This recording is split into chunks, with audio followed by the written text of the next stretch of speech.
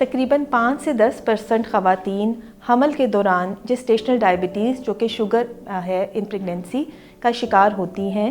اگر انہیں بر وقت تشخیص کر لیا جائے اور ان کا علاج کیا جائے تو نہ صرف ہم حاملہ خواتین کو کمپلیکیشن سے بچا سکتے ہیں, انہیں سیف ڈیلیوری تک لے کے جا سکتے ہیں, بلکہ ہم ان کے ہونے والے بچوں کو ان کمپلیکیشن سے جو کہ 2 سے 3 گنا زیادہ ہے شوگر کے دوران سے بھی بچا سکتے ہیں. مرہم یوٹیوب چینل کو سبسکرائب کریں اور بیل کے آئیکن پر کلک کریں.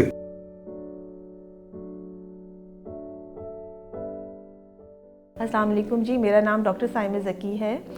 میں پچھلے 20 سال سے گائنی کے شعبے سے وابستہ ہوں. میں نے اپنی اسپیشلائزیشن کی 2010 میں اور میں جناح ہاسپٹل میں ایز اسسٹنٹ پروفیسر کام کر رہی ہوں. پرائیویٹ میں اقرا میڈیکل کمپلیکس میں کام کرتی ہوں. آج ہم جس ٹاپک پہ بات کریں گے وہ ہے high risk pregnancy. High risk pregnancy بہت بڑا ٹرم ہے, یعنی اس میں بہت ساری ایسی چیزیں بھی آتی ہیں جو پریگننسی کی کمپلیکیشنز ہیں اور یا بیڈ پریگننسی آؤٹ کم کے ساتھ, یعنی اینڈ وہ نہیں ہوا جو ہم چاہتے تھے کہ سے کنسرنڈ ہے. سو ہائی رسک پریگننسی ہم پوری تو کور نہیں کر پائیں گے, لیکن اس میں جو 2 اہم کنڈیشنز ہیں اور جو بہت کامن ہیں ان پر ہم بات کریں گے, جس میں ایک شوگر ہے پریگننسی کے دوران اور ایک بلڈ پریشر. ٹھیک ہے, سو ہم بیسیکلی پہلے بات کریں گے ڈائبٹیز ان پریگننسی. اس کا مطلب ہے پریگننسی کے دوران یا تو شوگر ہو جائے یا پیشنٹ کو آلریڈی شوگر ہو اور وہ پریگننٹ ہو جائے. سو ان 2 کنڈیشنز پہ ہم بات کریں گے. کچھ وہ لوگ ہوتے ہیں جو کہ آلریڈی ڈائبٹک ہوتے ہیں اور انہیں کنسیو کرنا ہوتا ہے یا وہ پریگننٹ ہو جاتے ہیں. ان لوگوں کے لیے میرا مشورہ ہے کہ وہ شروع میں ہی گائنیکالوجسٹ سے اپنے جو فزیشین ہیں ان سے رابطہ کریں, چونکہ اگر تو وہ پریگننٹ نہیں ہوئے تو ان کے کچھ ٹیسٹ وہ کروائیں گے, ان کی کچھ میڈیکل جو میڈیسنس وہ آلریڈی لے رہے ہیں ان کو ریویو کریں گے, اور کیونکہ کچھ میڈیسنس جو آلریڈی وہ لے رہے ہوتے ہیں وہ پریگننسی میں ہم نہیں دے سکتے.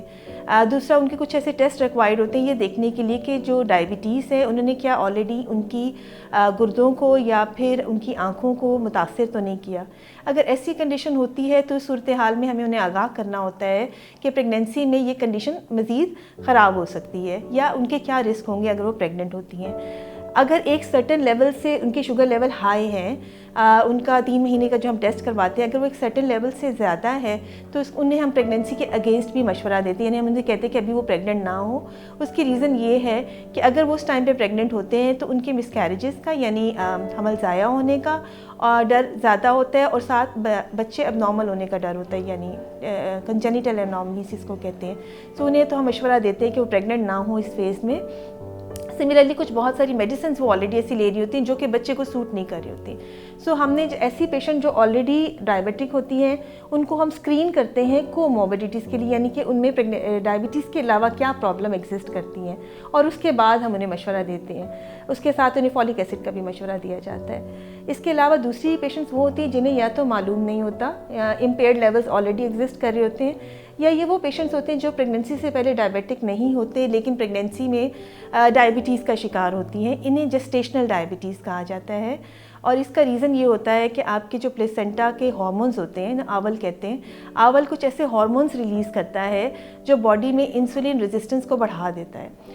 اس کا نتیجہ یہ نکلتا ہے کہ پہلے جو انسولین جو پینکریاس پروڈیوس کر رہے تھے اس عورت میں وہ پہلے تو اتنی تھی کہ وہ اس کی شوگر کو کنٹرول کر رہی تھی, لیکن جیسے ہی پریگننسی کے ہارمونز آئے تو وہ ریزسٹنس اتنا بڑھ گیا کہ وہ انسولین کافی نہیں ہوتی ہے اس کے بلڈ شوگر لیولز کو مینٹین کرنے کے لیے.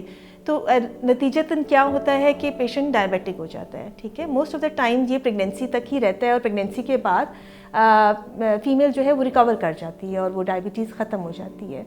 یہ امپورٹنٹ کیوں ہے ہمارے لیے, یعنی اس کی اہمیت کیا ہے؟ اس کی اہمیت یہ اس لیے بہت زیادہ ہے کہ اس کے بچے پر بھی ایفیکٹ ہے, مدر پہ بھی ایفیکٹ ہے. یہ آپ کی ڈیورنگ ڈیلیوری بھی کمپلیکیشنز کریٹ کر سکتا ہے, اور آفٹر برتھ بیبی کے لیے بھی جو ہے کمپلیکیشنز کریٹ کر سکتا ہے. سو اگر ڈائبٹیز چاہے آلریڈی ایگزسٹ کر رہی ہو یا ڈائبٹیز ڈیورنگ پریگننسی ہوئی ہے, دونوں کنڈیشنز میں ہی ایک اچھے گائنیکالوجسٹ سے رابطہ کرنا بہت ضروری ہے تاکہ یہ پریگننسی مینیج کی جا سکے. اسی لیے اس کو ہائی رسک پریگننسی کہتے ہیں. جہاں تک میٹرنل اور فیٹل کمپلیکیشنز کی بات کریں ہم, یعنی اثرات کیا ہوتے ہیں, تو جو آلریڈی ڈائبٹک لوگ ہوتے ہیں ان میں تو شروع میں ہی فرسٹ ٹرائمسٹر میں ہی پہلے 3 مہینے میں بچہ ضائع ہونے کا ڈر رہتا ہے. بچے میں کنجنیٹل ایبنارمیلٹیز جیسے ہم نے پہلے بھی بات کی ہے ہونے کا ڈر رہتا ہے. اس کے علاوہ اگر ہم دونوں صورتوں کی بات کریں کہ ڈائبٹیز ڈیورنگ پریگنینسی ہوئی تو اس صورتحال میں بچے میں کنڈیشن ڈیولپ ہوتی ہے جسے میکروسومیا کہتے ہیں، یعنی بچہ اپنے سائز سے بڑا ہو جاتا ہے ایز کمپیئر ٹو مطلب نان ڈائبیٹکس. بچے کا سائز بڑا ہوتا ہے اور وہ صرف سائز میں ہی بڑا ہوتا ہے، اسے ہیلدی بچہ کبھی بھی نہیں کہتے چونکہ اس کے لنگس یعنی پھیپھڑے اور باقی آرگنس ڈیولپ نہیں ہوتے جیسے ایک نارمل بچے کے ہوتے ہیں.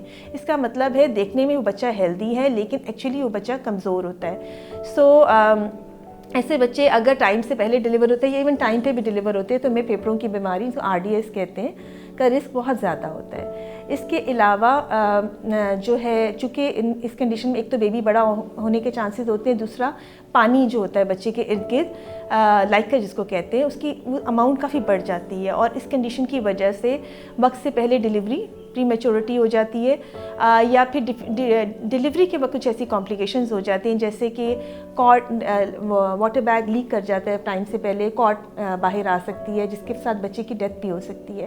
اگر ہم اوور آل میں بات کروں تو 2 to 3 ٹائمز بچے کی ماں کے پیٹ میں ڈیتھ کا رسک بڑھ جاتا ہے، یعنی بیڈ آؤٹ کم کے ساتھ ریلیٹڈ ہے. اور اگر کسی نے بالکل ہی اس کا علاج نہیں کروایا تو دیر از اے 44% چانس، یعنی آلموسٹ ہاف کہہ لیں کہ بیڈ آؤٹ کم کے ساتھ ایسوسیٹیڈ ہوتی ہے. اگر ایک ڈائبیٹک مدر اپنا علاج نہیں کرواتی ڈیورنگ پریگنینسی تو بچے کے لیے کسی نہ کسی طرح سے پرابلم کریٹ ہوتی ہے. اگر ہم فیمیلز کی بات کریں، خاتون کی بات کریں تو اس میں اگر یہ لیولز بہت ہائی جاتے ہیں تو اس میں کافی مشکلات کا شکار ہو سکتی ہے. ایک تو اس میں انفیکشنز ہوں گی ریپیٹڈلی، اسے ریپیٹڈلی ہاسپٹل ایڈمیشنز کی ضرورت ہو سکتی ہے. وقت سے پہلے جیسے میں نے پہلے کہا تھا ڈیلیوری ہو سکتی ہے، اگین ہاسپٹل ایڈمیشن ریکوائرڈ ہے. بچے کا سائز بڑا ہوتا ہے، بچے کی پوزیشن ہو سکتا ہے نارمل نہ ہو، الٹی ہو، ٹیڑھی ہو، پانی کی زیادتی ہے، واٹر بیگ لیک ہو سکتا ہے. اس طرح کی پرابلمس کے ساتھ سیزیرین سیکشن کا رسک بھی بڑھ جاتا ہے. اور اگر یہ بیبی ہم نارملی ڈیلیور کراتے ہیں تو ایک ڈیفیکلٹ ڈیلیوری میں اینڈ اپ کرتی ہیں. لیبر آبسٹرکٹ ہو سکتا ہے، بلیڈنگ پوسٹ پارٹم ہیمریج جسے کہتے ہیں کہ بلیڈنگ بہت زیادہ ہو جاتی ہے آفٹر ڈیلیوری، ٹیئرز آنے کا رسک کافی زیادہ ہوتا ہے. اور جو بیبی کی برتھ کے بعد اگر ہم بات کریں تو اس میں چونکہ اس کو عادت پڑی ہوتی ہے، اس کو مسلسل ہائی گلوکوز لیول پرووائڈ کیا جا رہا ہوتا ہے جس کی ڈیورنگ پریگنینسی، جس کی وجہ سے اس کی باڈی جو بیبی کی باڈی ہے وہ بھی زیادہ انسولین بنا رہی ہوتی ہے. تو جیسے ہی وہ ڈیلیور ہوتا ہے تو اس میں آل آف اے سڈن وہ لیول کٹ ڈاؤن ہوتا ہے، اس کا سورس کٹ ڈاؤن ہوتا ہے اور وہ ہائپوگلائسیمیا میں چلا جاتا ہے. تو ان بچوں کو نرسری ایڈمیشنز کی ضرورت ہوتی ہے، فوری طور پہ دیکھنے کی ضرورت ہوتی ہے. یہ بچے جوانڈس بھی زیادہ ہوتے ہیں، انہیں اکثر داخل کرنا پڑتا ہے. اچھا، اس لحاظ سے یہ ہم اس کو ہائی رسک پریگنینسی یعنی بیبی میں بھی پرابلم آئی، مدر میں بھی پرابلم آئی، ہاسپٹل ایڈمیشنز بھی زیادہ ہوئے، الٹرا ساؤنڈس بھی زیادہ ہوئے، ڈیلیوری میں بھی پرابلمس آئیں، سیزیرین سیکشن کا رسک بڑھ گیا اور بعد میں بیبی میں بھی پرابلمس آتی ہیں. سو اس لحاظ سے اگر کسی کو شوگر آلریڈی ہے یا ڈیورنگ پریگنینسی ڈائگنوز ہوتی ہے تو اسے ہم ہائی رسک پریگنینسی لیبل کر کے اسے زیادہ کیئر پرووائڈ کرتے ہیں. جہاں تک کیئر کی بات ہے تو اس میں اس کو ڈائگنوز کیسے کرتے ہیں پہلے ہم اس پہ بات کر لیتے ہیں. ہم اس کو ڈائگنوز اس طرح کرتے ہیں کہ اس کے لیے ایک ٹیسٹ کروایا جاتا ہے جس میں ایک سرٹن اماؤنٹ آف گلوکوز آپ کو پینے کو دیا جاتا ہے اور اس کے بعد لیولز چیک کرائے جاتے ہیں. اور اگر کوئی یہ ٹیسٹ نہیں بھی کرواتا تو اگر ہم اس کو رینڈملی ٹیسٹ کروانے کا کہہ دیتے ہیں کہ آپ اپنی شوگر لیولز چیک کر لیں، فاسٹنگ لیولز یا کھانے کے 1 گھنٹے بعد والے لیولز، وہ بھی ہمیں کلو دے دیتے ہیں. اور اگر ہمیں شک پڑتا ہے تو ہم اس کے یہ جو میں نے پہلے ٹیسٹ کا ذکر کیا کہ گلوکوز دے کر ہم گلوکوز ٹالرنس ٹیسٹ کرواتے ہیں، وہ ٹیسٹ کروا لیتے ہیں. رسک فیکٹرز میں اس میں اگر آپ کی فیملی ہسٹری ہے ڈائبٹیز کی، آپ کی پچھلی پریگنینسی میں ڈائبٹیز کی ہسٹری ہے، اگر آپ کی ویٹ زیادہ ہے، آپ کی ایج زیادہ ہے، اگر آپ کی پچھلے بچوں میں کوئی پرابلم آئی ہو جیسے کہ کوئی اب نارمیلٹی پک ہوئی ہو، بچے کی پیٹ میں ڈیتھ ہو گئی ہو کسی پچھلے بچے کی، ڈیفیکلٹ ڈیلیوری کی ہسٹری ہو، بچے بڑے سائز کے پیدا ہوئے، یہ سارے رسک فیکٹرز ہیں جس سے ہمیں جو کہ ہم کہتے ہیں کہ ہمیں پیشنٹ کو اسکرین کر لینا چاہیے for diabetes. Once diabetes diagnose ہو جاتی ہے اس کے بعد ہم کچھ ٹیسٹ کرواتے ہیں دیکھنے کے لیے کہ کیا یہ ڈائبٹیز کی وجہ سے پیشنٹ کے باقی آرگنز جو ہیں جیسے کہ کڈنیز ہیں افیکٹ تو نہیں ہوئے ہوئے. اور یہ اسکرین کر لینے کے بعد پھر ہم اس کا ٹریٹمنٹ سٹارٹ کرواتے ہیں. ٹریٹمنٹ انیشیلی ڈائٹ سے اور ایکسرسائز سے سٹارٹ ہوتا ہے اور زیادہ تر پیشنٹ جس میں جسٹیشنل ڈائبٹیز ہوتی ہے وہ اسی سے ہی کیور ہو جاتے ہیں. اور اس کے اگر اس سے فرض کریں لیول ہمارے کنٹرول نہیں ہوتے, ہمارا ٹارگٹ اچیو نہیں ہوتا.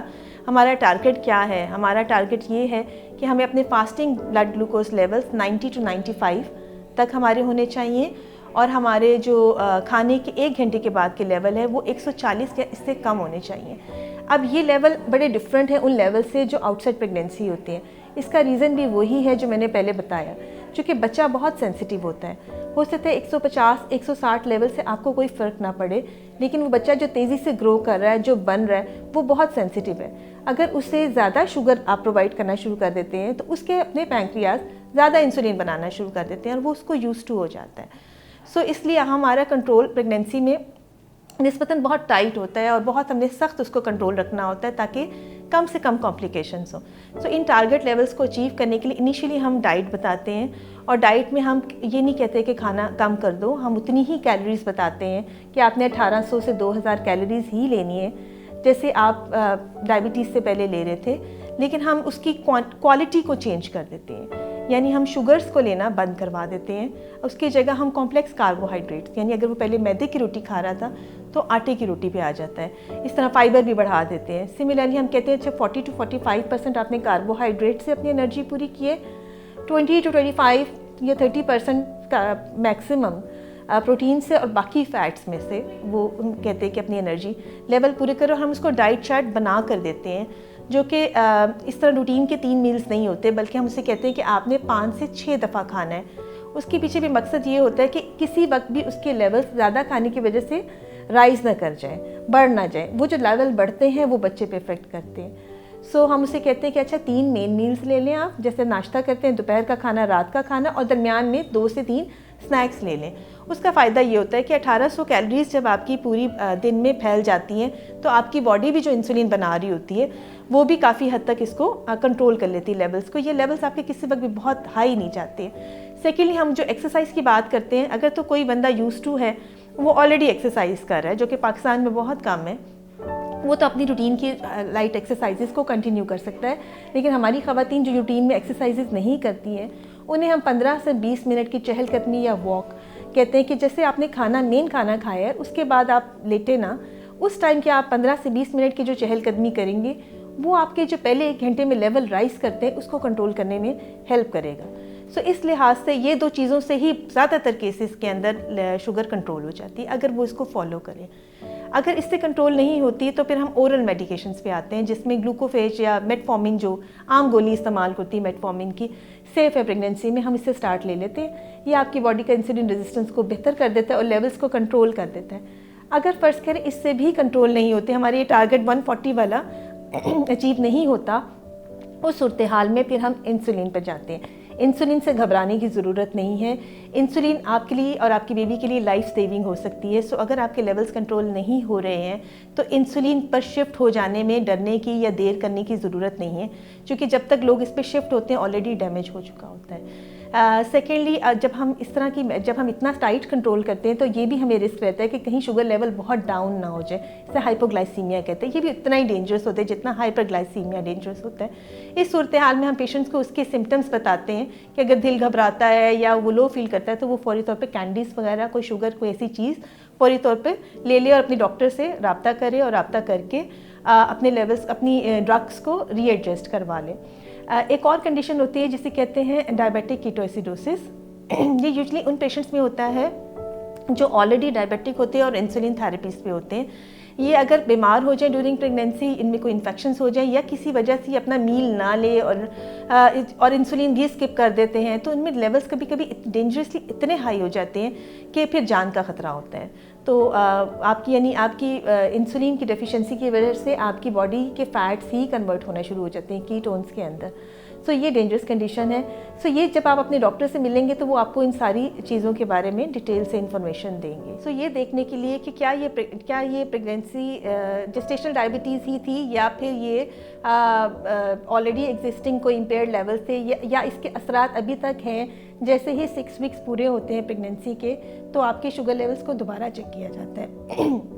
اگر وہ نارمل ہیں تو اس کو بار بار چیک کرنے کی ضرورت نہیں ہے. ہاں البتہ یہ پیشنٹس جو ہوتے ہیں ہمیشہ ہائی رسک رہتے ہیں کہ انہیں لیٹر لائف میں ڈائبٹیز ڈیولپ ہو جاتی ہے، آلموسٹ 50% چانس ہوتا ہے. تو ہم انہیں کچھ ایڈوائس دیتے ہیں جیسے کہ وہ اپنے ویٹ کو کنٹرول رکھیں، وہ اپنی فریکوینٹلی چیک کرواتے رہیں، ڈائٹ موڈیفیکیشنس کے بارے میں بتایا جاتا ہے تاکہ یہ کہ لیٹر لائف میں اگر وہ ڈائبٹیز ان کا چانس ایک تو کم ہو جاتا ہے ڈیولپ کرنے کا، سیکنڈلی اگر وہ ڈیولپ کرتے ہیں تو ٹائملی مینیج کر لیتے ہیں. اگر آپ بھی پریگنینسی میں کسی مشکل سے دوچار ہیں، آپ کی پچھلے پریگنینسیز میں پرابلمس رہی ہیں یا پھر ان کا آؤٹ کم اچھا نہیں ہوا، آپ کو چاہیے کہ فوراً ایک ماہر گائنیکالوجسٹ سے رابطہ کریں.